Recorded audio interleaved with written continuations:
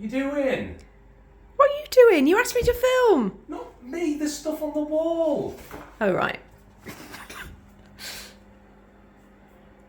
Get out. I'm filming.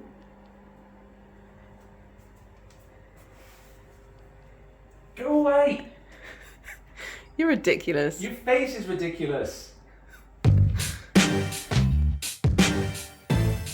Okay, so my wife and I, we're not the greatest actors, but if you want to see just how ridiculous our bathroom looked before, just have a look at these pictures. So there was this sad and sorry chrome handle that I hate. It's just the right height to be clanging against the tiles every time you turn the bathroom light on. There's this mirror which is all peeled and warped at the edges and really does need replacing completely, but I'm too tight. And then here should be a picture of the towel rail, but it fell off once and then I tried to put it back in the wall and it fell off again. So I'm going to fix that. Let's see how we do. So I've seen a lot of woodworkers using a program called SketchUp to create their designs. That is probably beyond me, I've not even really looked at it. So here I've drawn a circle and I'm going to draw 8 sides of it. I want an octagonal frame, and to do this I drew it for some reason, and then I've got to figure out that an octagon has got 8 sides, and yep, a circle has got 360 degrees divided by 8. Come on, quick maths. You can do it. Figure it out. Oh, well done, you got there. So that's a total of 45 degrees. But, because I've got to cut these, that's half of that, so that's 22. Wait, let's just let him catch up. There he is. No, yep, 22.5. There we go. So to make sure I knew what lengths to cut each piece of wood to, I created this high-tech mock-up. This is using kindling that will be on the fire later today. And that is using a ruler very inaccurately, balancing it, and just don't watch this, please. I make a massive mistake.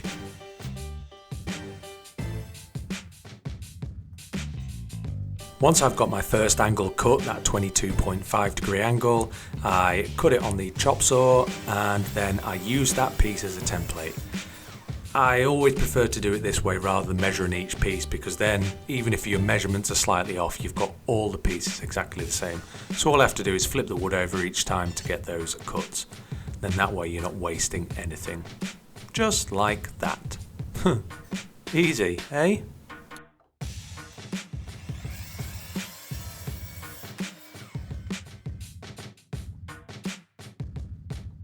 Once I had all 8 pieces, because it's an octagon, I thought I'd just mock this up and make sure everything kind of comes together. And I was noticing something. There were some slight gaps between each one when there really shouldn't be. I'd done the maths 3 times. Everything should have come together, but it really didn't.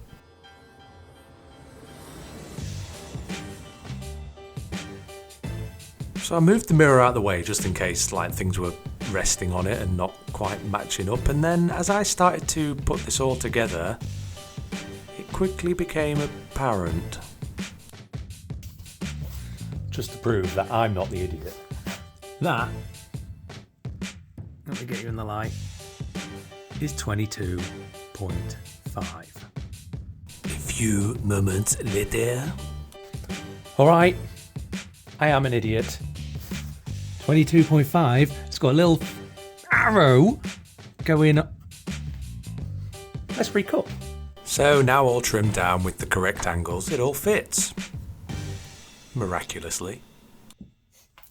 It's amazing what difference 2.5 degrees can make.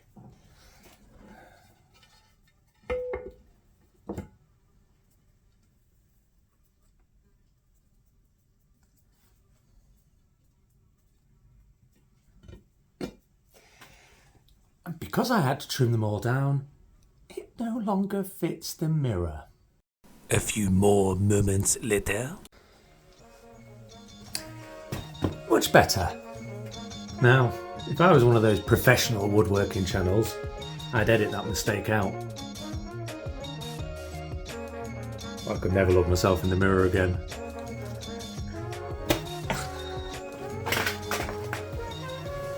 So to get around the wife being so angry at me, I said that the new router table would be a great way to create some furniture for the house, create some fixtures and fittings. So here I am using that router table. So I'm using the router table to cut a rabbet out of the back of those frame pieces. I want the mirror to sit flush within the frame. I'm already going to have to put some little clips on the back to hold the mirror in place, unless I want to use epoxy, but I don't. So that mirror needs to sit flush within the frame itself. So I run these through, checking the depth and make sure that every piece is equal.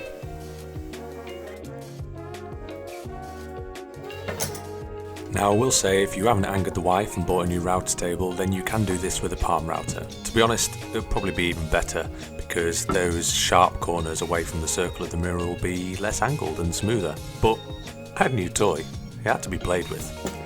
So now that the mirror is fitting nice and flush, I'm more than happy to get on with the job that's not going to make me happy. Once all this is glued up, I'm going to sand it properly, but I just wanted to give it kind of a rough sand to start with, just because when everything's glued together there's going to be some awkward angles to get the sander in, and I'll have to do it by hand. So the more I can get done with this orbital sander, the easier my life is going to be. Now my next obstacle, I guess you'd call it, is how am I going to glue these together? I've got 45-degree clamps, I've got perpendicular clamps, but how do you glue an octagon? I saw this on Crafty Panda once, and if it's on Crafty Panda, it must be legit and it must be guaranteed to work. So I lay a length of masking tape out and the sticky side up, obviously. Then I lay my pieces on it and then glue all the joints and then just roll it all together. You know, I've seen on Facebook, it's got to work. They wouldn't post anything on there that wasn't true, would they? Because I need the working area for the other two projects that I hadn't even started yet, I bring across a board. It's just an old piece of laminated something MDF, I don't know, and I use that to form my octagon. So I'm being really careful here, but just rolling it all together, just like I saw on the internet. And then once that's done, I can move it to one side without disturbing it.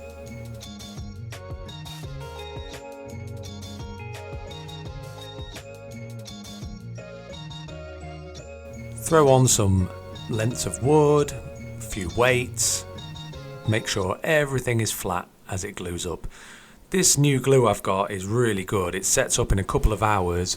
Yeah, you're supposed to leave it a lot longer than that, but I just want to make sure that I've got everything weighted down because there's no room for adjustment afterwards.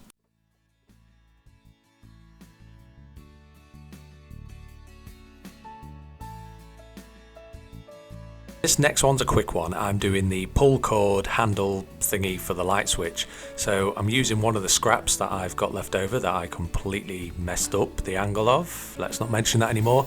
And I'm just cutting it square, trying to keep my fingers out of the way best as possible, and going for the length of a handle, I guess.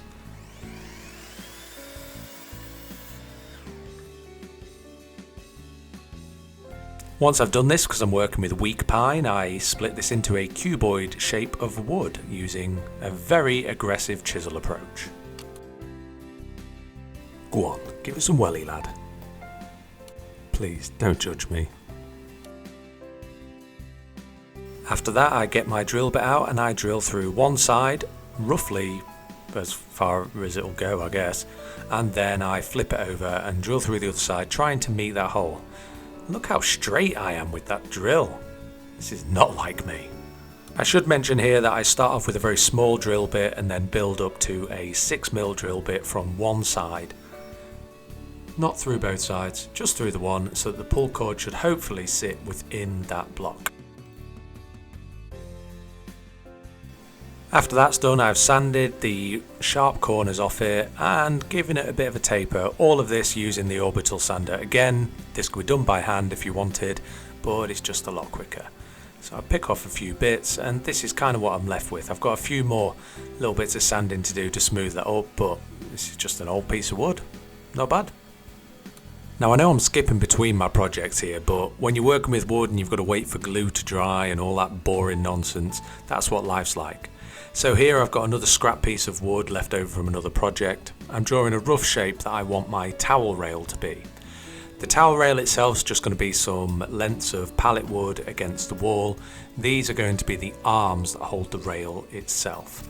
So I'm drawing a rough shape here, trying to go for something a little less blocky than I normally work with, and I'm going to cut this out on the jigsaw.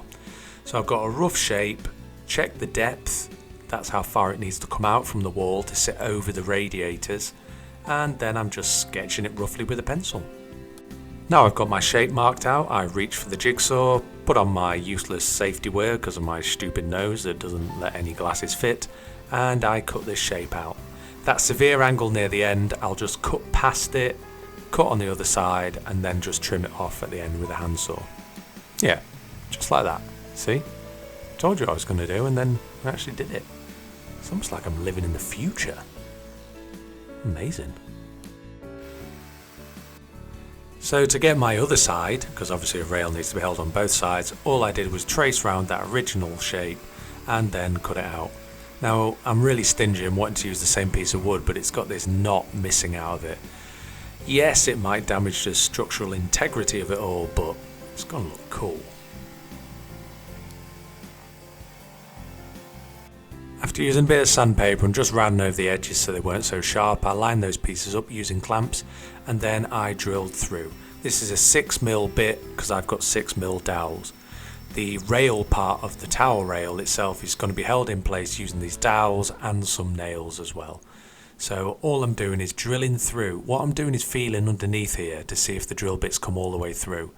So that I don't get any tear out, I drill through the first part and then I'll flip it over, and the pointy part of the drill bit, whatever it's called, has left a little mark, so then I'll drill through this side, and then that way you've got no tear out, really clean, obviously other than the bit of wood that I'm picking off there, but don't think about that. Dowels are going to go through those side pieces into the rail itself, which again is just a length of wood. It's actually just a piece of pallet wood, which is why it's a different colour, and I've just rounded the edges over through a lot of sanding, and I'm going to find the centre of that and just drill through with that 6mm bit. So here I've got 3 lengths of pallet wood. Now this pallet wood is pretty dodgy, if I'm going to be honest. It's got bits of exposed bark. That piece closest to you has got a big chunk missing out of it, but we're going for what we're calling the rustic look. Definitely not the tight arse, can't be bothered to buy some decent wood look. But I've still got to do some sanding. This doesn't have to be perfect because I'm going to burn this project, and any kind of exposed or heightened grain will burn off before I oil it. So what you're seeing here is a dry run, a mock-up. There's no glue so far, that rail is just held in place with those dowels that will eventually be glued. Just trying to figure out the orientation of the board. Which ones are going to sit at the bottom and be seen least, which ones are going to go at the top and be seen the most. Now that I'm happy with where the boards are, I'm going to then figure out where the towel rail is going to go. Yes, these boards are different sizes, but I do want the rail to sit in the middle of each board. So I've taken some measurements, I'm going to make sure everything's lined up and square. Remember that I should use my square. Then remember that you've put a place on the French cleats for it to live and it's not there. And then make sure everything's square. Once I've got everything lined up, I've transferred those marks onto the back of the board, and then all I'm going to do is pre-drill the board so that the screws are going to attach to the back of the side parts that hold the towel rail, the arms. We'll go with arms. So I'm going to pre-drill those pieces and then screw into the back of the arms. Now, I don't really like screwing into the end grain, rightly so it is going to be glued as well, but I'm going to have a wet towel hanging on this. I just want to make double sure. So once pre-drilled, I come back through with a countersunk bit and make sure that those screws are going to sit flush. This is obviously going to be pressed against the wall, so I don't want any screw heads protruding from the wood. After that, I need to glue and screw it together. Now, you might be thinking, but you haven't pre-drilled anything into the actual arms themselves. This is true. It's going to be far too hard to try and align those screw holes. This is a really weird project to be doing. So what I'm actually going to be doing is using some more expensive screws. They are over twice the price of regular wood screws, but they're called turbo drive screws. They are self-threading and they are amazing. They never split the wood. Now you can't really see it here, I'm trying to show you, but there's like a little groove taken out at the end of each screw, and they drive themselves and drill their own holes. So I've already attached one board here, and then I'm going to attach the second board onto the back. It's really simple and straightforward. You line up where those pre-drilled holes are in the backboard. I only lined those up to make sure that it was where I wanted it to be. And then I go straight through with those turbo drive screws. I haven't glued anything yet. I'm going to come back through after the dry fit and then glue and re-screw everything. But the holes will be there for everything to go through. Easy peasy.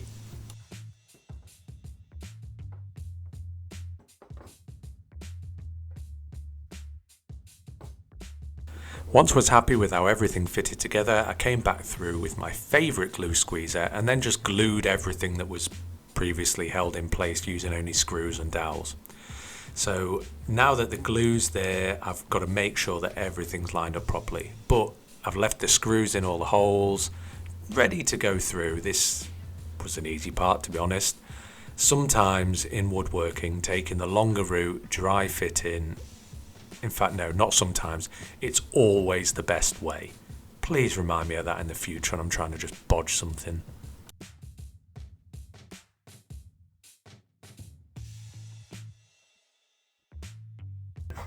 I've got this pretty much just waiting to dry.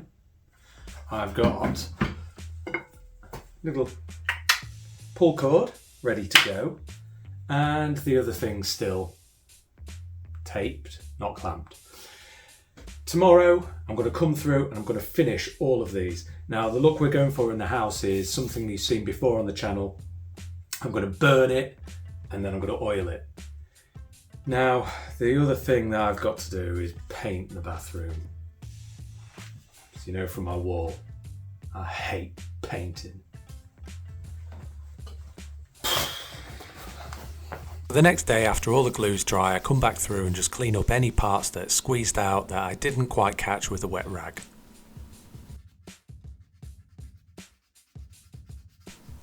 Then I get my frame. And would you know, Crafty Panda can be trusted. That means that everything on Crafty Panda must be true, because this tape method worked a treat. This thing is absolutely solid. However, the glue squeeze out couldn't be avoided because it was only held together with tape, so look how solid it is. So I do have to then sand it all down. So after doing my least favourite thing, which is sanding, I've rounded off all those edges just a touch and done the face of it, then it's on to my favourite thing in the world, burning. Now I realise that sounded a little bit creepy, but you'll see why here. The transformation is just amazing. So we go from that whitish pine that's going to yellow over time. By burning it, you get rid of a lot of that yellowing and you create this, I know there's a proper word for it. I don't know, I can't be bothered to look. But you create this burned look on there and it is amazing. What I would say is just keep a spray bottle to hand. So once I've gone through each of these with a blowtorch, I'll then leave it to cool a little bit and then hit it up with some Danish oil. This is just Screwfix's own brand Danish oil. So the white of the pine there, this oil kind of brings that out and makes it a more golden colour. This does two things. It stops a little bit of the yellowing of the pine, but it also gives it a more natural colour rather than that vibrant yellow that pine will often go.